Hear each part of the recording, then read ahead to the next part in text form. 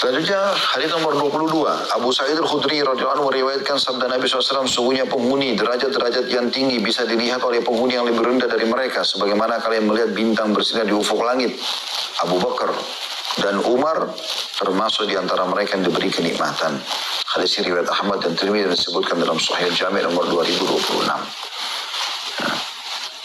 Jadi Abu Bakar sama Umar dalam hadis ini dipastikan pemilik derajat-derajat tadi yang ahli surga, kan dia seperti bintang-bintang gen-8 itu. Tapi ingat, di sini kata Nabi SAW, Abu Bakar dan Umar termasuk di antara mereka yang diberi kenikmatan. Artinya bukan mustahil kita juga termasuk bersama beliau-beliau. Radhiyallahu anhum ajma'in. Semoga Allah jadikan kita termasuk bersama Abu Bakar sama Umar di derajat-derajat tinggi itu, teman-teman sekalian. Dengan karunia dan rahmat Allah Subhanahu wa taala, bukan yang mustahil. Bukan mustahil Allah Subhanahu wa taala berikan. Allah itu maha luas rahmatnya. Hadis nomor 23, selanjutnya Abu Hurairah radhiyallahu anhu meriwayatkan Rasulullah SAW bersabda, Inna Allah la yarfa'u darajata lil abdi salih fil jannah, fayaqul ya Rabbi anna li hadhihi, fayaqul bistighfari waladika lak. Sesungguhnya Allah meninggikan derajat bagi hamba yang saleh di surga. Dia mengatakan, wahai Rabb, bagaimana ini kami dapatkan? Bagaimana ini bisa saya dapatkan? Diangkat derajatnya tiba-tiba. Dia tahu amalnya tidak ada yang bisa membantu itu. Maka dijawab oleh Allah Subhanahu wa taala, berkat istighfar anakmu untukmu. Hadis ini riwayat Ahmad dan Hafidz Ibnu Katsir mengatakan dalam An-Nihayah, sanadnya sahih di jilid 2 halaman 340.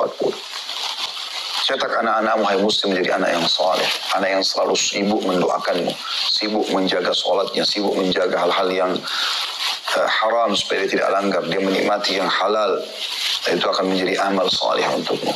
Ajarkan mereka agar selalu memohon ampun. Kalau Anda sudah bisa menanamkan ke anak dan selalu lisannya mengucapkan Rabbi ghfirli wali walidayya, Anda sudah beruntung luar biasa. Karena dengan istighfar dia, Rabbi ghfirli wali walidayya, ya Allah ampunin aku dan kedua orang tuaku, maka itu sudah cukup akan mengangkat derajat Anda di surga nanti. Apalagi dengan amal-amal yang Anda kerjakan, itu luar biasa. Ya. Jadi karena anak kita sebagai pejuang-pejuang agama ini, penyambung lidah Nabi SAW, pendakwah.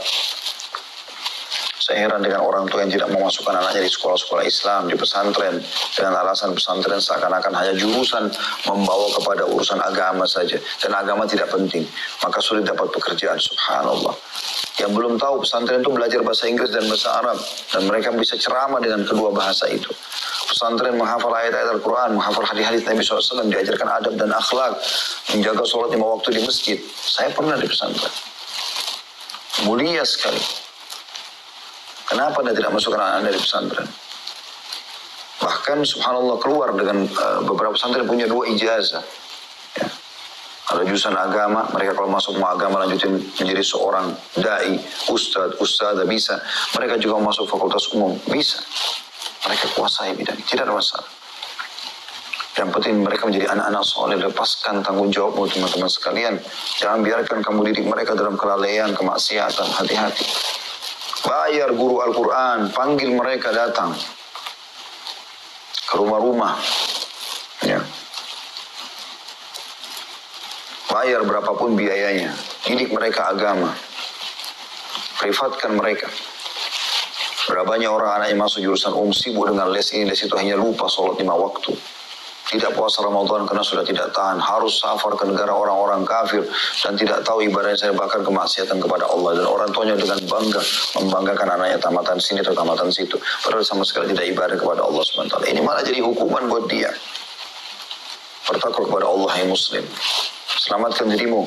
Cukup kamu dulu lalai dari agama. Jangan lagi wariskan itu kepada anak-anak.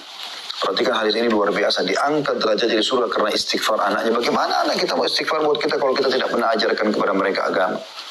Kalau cuma kita katakan istighfar buat ayana, mungkin dia tidak tahu kalimat istighfarnya pun kalau kita tidak pernah ajarkan agama. Karena kalau dia belajar agama, imannya akan bertambah, dan imannya akan mendongkrak dia untuk selalu memohon ampun buat kedua orang tuanya. Karena dia pun tahu dengan mendoakan orang tua dia dapat pahala sebagai anak. Itu hanya bisa difahami oleh orang yang belajar agama saja. Hadis selanjutnya nomor 24. Dari awal kita belajar Abdullah bin Amr bin As radhiyallahu anhuma. Dia dan ayahnya sahabat. Abdullah sahabat, Amr bin As juga sahabat. Meriwayatkan sabda Nabi SAW, yuqalu li sahibul Quran, ikra' wartaqi warattil kama kunta turattilu fid dunya fa inna manzilaka inda akhiri ayatin taqra'uha. Dikatakan kepada para pembaca Al-Quran, belum penghafalnya nih. Pembaca saja. Ini salah satu sebab derajat tinggi masuk di surga. Baca Al-Quran, baca setiap saat.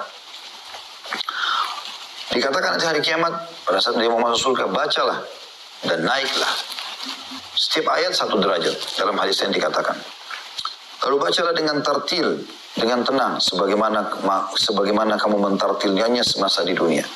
Sesungguhnya kedudukanmu terletak pada akhir ayat yang kamu baca. Hadis riwayat Abu Daud dan Tirmidzi dan dinilai hasannya. Hadis ini hasan sahih. Artinya, terus disuruh baca sampai dia tiba di derajat tertinggi di surga, baru Allah mengatakan berhentilah, ini tempatmu sekarang.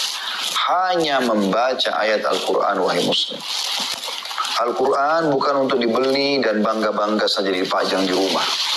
Ada orang subhanallah beri Al-Quran bagus dari Madinah, dari Mekah.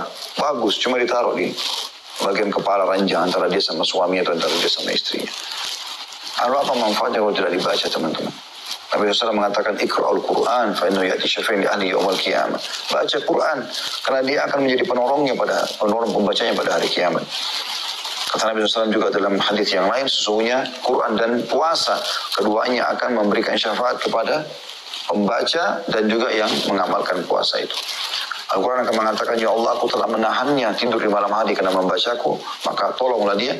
Dan puasa akan mengatakan, aku telah menahannya dari makan dan minum juga syahwatnya di siang hari, maka tolonglah, dan keduanya pun hanya menolongnya, menyelamatkan masuk ke dalam surga. Baca Al-Quran, baca.